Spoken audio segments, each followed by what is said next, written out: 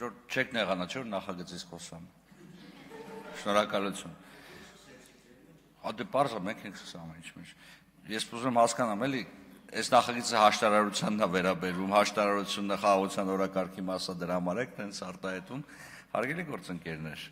Իրականում շատ կարևոր է բովանդակային քննարկում ունենալ նաև նախագծերի վերաբերյալ։ Ես կողմ եմ քաղաքական քննարկման ծավալմանը, բայց օրինակ Հայաստան խմբակցության հարգարժան գործընկերներ, օրինակ հարց եմ տալիս, օրինակ այս ելույթներից հետո ոչ մի բացասական ելույթ նախագծի հետ կապված, դուք ո՞նց եք քվեարկելու այս նախագծին։ Եթե դեմ քվեարկեք, օրինակ,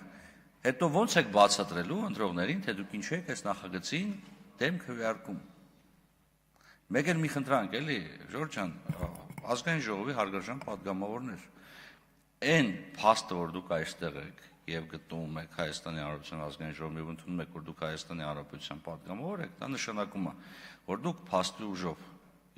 դե յուրե ընդունում եք եւ գործող կառավարությունը, եւ գործող սահմանադրական կարգը, եւ այն գործընթացները, որոնք կան։ Պետք չէ այստեղ օգտագործել արտահայտություններ, որոնք կարծես թե հա ինչ-որ բան կարծես թե թվացial այսպիսի կառավարություն պետական մարմիններին այս կամ այն եղանակով անվանել։ Հարգելի գործընկերներ, վերադառնանք հաշտարարության նախագծին։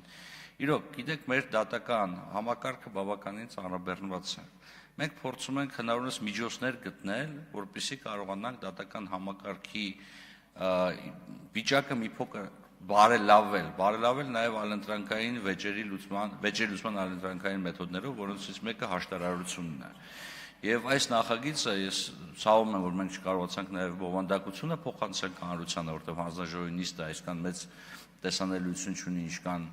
ունի ազգային ժողովի նիստը, բայց կարծում եմ, որ այս փոփոխությունները նաև էապես կթեթևացնեն քաղաքացու կյանքը, որտեղ արդյունքում հավատացնում եմ ձեզ, հարգելի գործընկերներ, քաղաքացուն շատ ավելի շատ հետաքրքրում է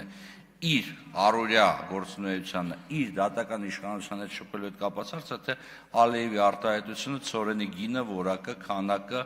կամ մարկիրովկան։ Այսքանը, շնորհակալություն։